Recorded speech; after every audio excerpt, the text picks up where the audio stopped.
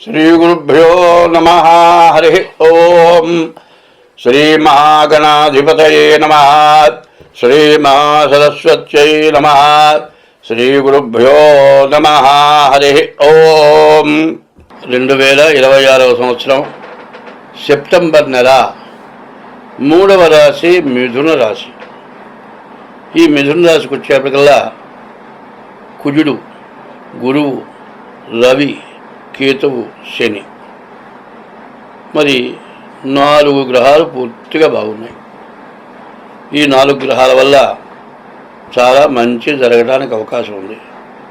గురువు, రవి, కేతువు, శుక్రుడు 4 గ్రహాలు. ఈ 4 గ్రహాలు పూర్తిగా బాగున్నాయి. రాహువు, శని, కుజుడు, బుధుడు ఈ గ్రహాలు పూర్తిగా బాగాలేవు. అయితే ముందుగా బాగున్న గ్రహాలు చెప్పుకుందాం. గురువు ద్వితీయం, ధనాధిపతి. ఈ గురువు చదువుకునే వాళ్ళకి చదువు బాగా సాగుతుంది. మంచి ర్యాంకులో చదవగలుగుతారు. మంచి ఉద్యోగం వస్తుంది. మంచి ప్రమోషన్ జరుగుతుంది. విదేశాలకు వెళ్ళటానికి కూడా బాగా అవకాశం ఉంది. రవి బాగున్నాడు. రవి బాగుంటే, రవిరేఖ లేకపోతే శాస్త్ర సాముద్రికంలో రవిరేఖ ఒక్కటి లేకపోతే కనీసం 9 రేఖలు ఉన్నాయి అరచేతిలో.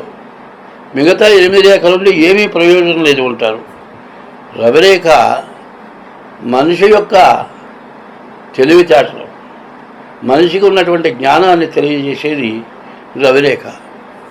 ఎంత చదువుకున్నా కూడా కొంతమంది ఎంతో పెద్ద పెద్ద చదువులు చదువుతారు. ఏదైనా మరి స్టేజీ కూర్చి మాట్లాడాలంటే మాట సాగదు, అన్యాన్యాము అంటారు. టకటక మాట్లాడే పరిస్థితి ఉండదు. ఒకవేళ మాట్లాడినా అవతల వాళ్ళకి నువ్వు చెప్పేదేదో అర్థమయ్యే పరిస్థితిలో చెప్పలేకపోతారు. చదువు లేకనా అంటే చదువు ఉంది. ఉన్న చదువుని అవతల వాళ్ళకి అర్థమయ్యేటట్టుగా చెప్పడం కష్టమవుతుంది. అదేమిటంటే జాతకం బాగుండకపోతే అట్లకే ఉంటుంది. గురువు ద్వితీయంలో ఉన్న గురువు వల్ల చదువు, విద్య, ఉద్యోగం, విదేశీయానం ఇవన్నీ కూడా చాలా మంచి సమయం. తర్వాత శుక్రుడు బాగున్నాడు. వివాహం అవటానికి బాగా మంచి సమయం. గురువు ద్వితీయంలో ఉన్నాడు, చాలా బాగుంది. ధనాధిపతి అన్నారు. రవి బాగున్నాడు. కేతువు బాగున్నాడు. మంచి జ్ఞానం కలుగుతుంది. తను చేసేటువంటి వృత్తిలో అందరికంటే ఎక్కువ తెలివితేటలుగా వర్క్ చేసి సంపాదించేంత తెలివితేటలు ఉంటాయి. అటువంటి జాతకానికి రాహుకేతువుల మధ్యలో గ్రహాలు పడ్డాయి. కేతువు బాగున్నా కూడా రాహుకేతువుల మధ్యలో గ్రహాలు పడటం చేత కాలసర్ప దోషం. బుధుడు, శుక్రుడు తప్పితే మిగతా 9 గ్రహాల్లో 7 గ్రహాలు రాహుకేతువుల మధ్యలోనే ఉన్నాయి. కాబట్టి ఇది కాలసర్ప దోషం. ఈ కుజ దోషం ఉంది. కుజుడు బాగాలేడు. దీనివల్ల చాలా నష్టం, చాలా కష్టం, అనుకోని సమస్యలు, విపరీతమైన దండగమారి ఖర్చులు. అనుకోని ఖర్చులు ఎట్లా ఉంటాయంటే ఏమీ లేదు.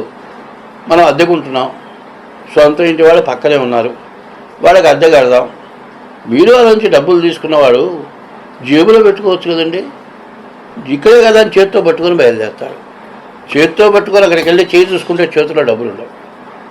చేతిలో డబ్బులు ఏవని అని మళ్ళీ బయటకు వస్తే పక్క ఇల్లే కదా, ఈ దారిలో ఎక్కడ పడిపోయినాయో తిరిగి వచ్చేప్పుడు డబ్బులు కనపడవు. అంటే నీ డబ్బులు పడిపోయినాయి, ఎవడో దొరికినే ఎత్తుకెళ్ళిపోయినాడు. మరి ఏమిటి, డబ్బులు జేబులో పెట్టుకోబడే తప్పు, నీదే తప్పు. అంటే నీ గ్రహస్థితి బాగుండకపోతే నీకు ఆ బుద్ధి పుడుతుంది. మరి ఇట్లాంటి బుద్ధి వల్ల చాలా సమస్యలు, బుద్ధి స్థిమితం లేకపోవటం. ఇట్లాంటి కుజుడు బాగుండకపోతే ఎట్లా ఉంటుందంటే, కాలు ఒక్కోడు ఏం చేస్తాడంటే దారిలో వెళుతూ ఉంటాడు, మధ్యలో కాస్త నీళ్లు నిలబడతాయి. వర్షాకాలం నీళ్లు నిలబడ్డప్పుడు పక్క నుంచి పోవచ్చు కదండి. పక్క నుంచి పోకుండా ఏం చేస్తాడు, ఎంత లోతుందో చూడకుండా కటికి నడిగేస్తాడు.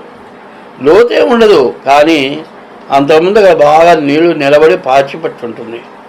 ఈ కాలు వేయటం జారిపోయి మోకాలు నేల కొట్టుకొని మోకాలు ఇరిగిపోతుంది. ఆపరేషన్ చేసినా కూడా ఇక మోకాలతో నడిచే పరిస్థితి ఉండదు. ఏమిటయా నువ్వు ఆ నీళ్ళల్లో కాలు ఎందుకు వేసావు? మరి ఈ కొద్దిగా నీళ్ళే కదా, లేకపోతే పక్క నుంచి పోవచ్చుగా. ఇటువంటి పనులు చాలా జరుగుతుంటాయి. అందులో ఇప్పుడు వర్షాకాలం ఎట్లా ఉందంటే మరి విపరీతమైన వర్షం కురిసింది మొన్న. ఈ వర్షం కురిసినప్పుడు డ్రైనేజీలో నీళ్ళు కూడా పైకి పొంగొచ్చేసినాయి. పొంగొచ్చిన తర్వాత డ్రైనేజ్ బండ కూడా ఎగిరి పక్కకు పడిపోయింది. మనం పోతున్నాం, బండి వేసుకొని పోతున్నామండి, నీళ్లు మోకాళ్ళ లోతున్నాయి నీళ్లు.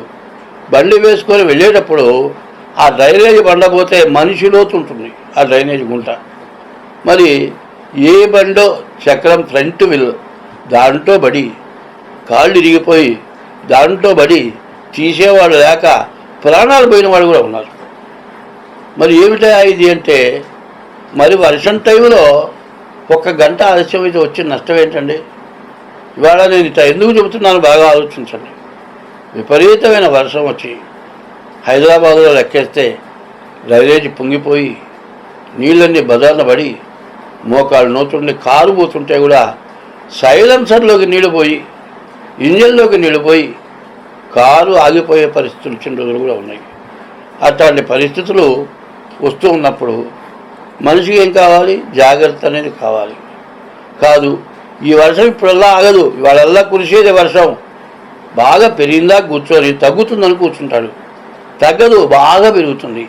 బాగా పెరిగిందాక ఆగి ఇక ఇవాళ రాత్రి తగ్గదయా వెళదాం. ఏమిటి నువ్వు వెళ్ళి చేసేది ఏమిటి? కాస్త ఆగితే ప్రాణం దక్కుతుంది, ఆగకపోతే కాలో చెయ్యో ఎరగటమో ప్రాణం పోవటమో జరుగుతుంది. ఇట్లాంటి పరిస్థితులు అజాగ్రత్త వల్ల వస్తున్నాయి.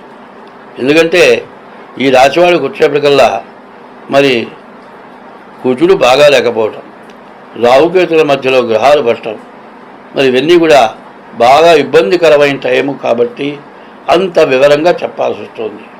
వాళ్ళకే కాదండి, ఎవరికైనా నేను చెప్పబోయే మాట ఏమిటంటే ఈ వర్షాకాలంలో చాలా జాగ్రత్తగా ఉండాలి. ముందు నీళ్ళు ఎన్ని నీళ్ళు? మురుగు నీళ్ళు, డ్రైనేజీ నీళ్ళు రోడ్డు మీద పారుతున్నాయి. ఈ డ్రైనేజీలో నుంచి పందికుక్కలు వస్తాయి, ఎలుకలు వస్తాయి, పాములు కూడా వస్తాయి. ఏమండి, ఇటువంటివన్నీ కూడా దాక్కుని ఉంటాయి. అవి బయటకు వస్తే మన గతి ఏం పడుతుంది చెప్పండి?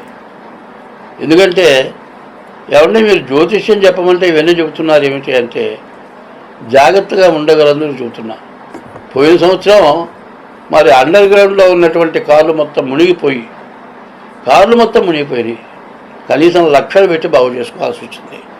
ఇంట్లో ఉన్న కార్లే మునిగిపోయినాయి. అందువల్ల ఏదైనా సరే ఎవరైనా సరే వర్షం కురుస్తుంది అంటే ఎవరిని రిక్వెస్ట్ చేసినా లోపలికి రానిస్తారు, ఏ షాపుల్లోనే రానిస్తారు, ఏ అపార్ట్మెంట్లోకైనా రానిస్తారు.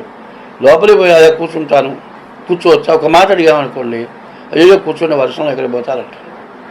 అటువంటి అవకాశాలు ఇచ్చేవాళ్ళు ఉన్నారు చాలామంది. వద్దు మా లోపల రావద్దు అనేవాళ్ళు తక్కువ మంది ఉంటారు, కానీ వెళ్ళిపోయే వాళ్ళు తక్కువ మంది, అనేవాళ్ళు తక్కువ మంది ఉంటారు. ఉండే అవకాశం ఇస్తారు. కాబట్టి ఈ రాశి వాళ్ళు ఈ వర్షాకాలంలో ఎంతో జాగ్రత్తగా ఉండటం చాలా అవసరం. పైన విపరీతమైన ఉప్పెళ్ళు వర్షాలు వస్తాయని చెబుతూ ఉన్నారు. దీన్ని బాగా గుర్తుంచుకోవాల్సిన అవసరం ఉంది. ఈ రాశి వాళ్ళకి గురువు బాగున్నాడు, మరి రవి, కేతు, శుక్రుడు బాగున్నాడు. దీన్ని సరిగ్గా ఉపయోగించుకోవాలి. రాహుకేతువుల మధ్యలో గ్రహాలు పడ్డాయి. కుజుడు బాగాలేడు, శని బాగాలేడు, రాహు బాగాలేడు, బుధుడు బాగాలేడు. పాపగ్రహాలు చెప్పాలంటే 3 పాపగ్రహాలు బాగాలేవు. వీటి నుంచి ఏ రకమైనటువంటి సమస్య రాకుండా మీరు బాగుండాలి అనేటట్లయితే మీరు మాత్రం డేట్ ఆఫ్ బర్త్ ద్వారా కానీ, డేట్ ఆఫ్ బర్త్ లేకపోతే హస్త సాముద్రిక ద్వారా కానీ మీ జాతకం చూపించుకోండి. మీకు అన్ని విధాలా మంచి జరుగుతుంది. మరి డేట్ ఆఫ్ బర్త్ ద్వారా జాతకం చూపించుకొని దాని దోషాలు ఉంటే ఆ దోషాలు పోగొట్టుకోవడానికి ప్రయత్నం చేయండి. ఎందుకంటే ఇంతకుముందు నదులన్నీ నీళ్లు లేక ఎండిపోయినాయి. గోదావరి నది, కృష్ణానది బాగా ఉప్పొంగిపోతుంది. ఇట్లాంటి టైంలో నీళ్లు నిలబడే పరిస్థితులు ఉన్నాయి. ఎప్పుడు కూడా నీటి వల్ల వచ్చే ఇబ్బంది చాలా పెద్ద ఇబ్బంది. ఎటువంటి బరువునైనా సరే ఈటి వదల బారేస్తుంది. కాబట్టి రాశివాళ్ళు చాలా జాగ్రత్తగా ఉండండి. స్వస్తి.